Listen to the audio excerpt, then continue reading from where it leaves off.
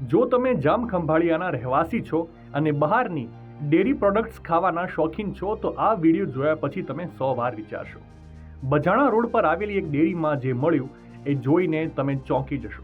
Dwarka SOG police અને food and drugs વિભાગે સંયુક્ત દરોડા પાડ્યા છે બજાણા રોડ પર આવેલી જલારામ ડેરીમાં. અહીંથી 54 કિલોથી વધુ અખાદ્ય પનીરનો જથ્થો મળી આવ્યો છે. અને એટલું જ નહીં, અંદાજે 2.37 લાખની કિંમતનો શંકાસ્પદ મિલ્ક પાવડર અને એસિટિક એસિડ પણ સીઝ કરવામાં આવ્યો છે.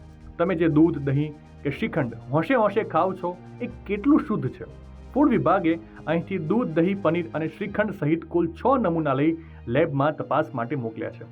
ડેરી સંચાલક કેતન આસાણી સામે કાયદેસરની કાર્યવાહી હાથ ધરવામાં આવી છે અને પોલીસે ઝેરી પનીરનો જથ્થો નાશ કર્યો છે. તહેવારો અને પ્રસંગોમાં આવી ભેળસેળિયા ડેરીઓ તમારા સ્વાસ્થ્ય સાથે ચેડા કરી રહી છે. સસ્તું જોઈને ગમે ત્યાંથી ડેરી પ્રોડક્ટ્સ ન ખરીદો.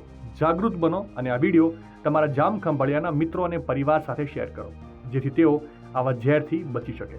દ્વારકા એસઓજી પોલીસની આ કાર્યવાહી અંગે તમારો શું અભિપ્રાય છે? કોમેન્ટ કરીને જરૂરથી જણાવજો.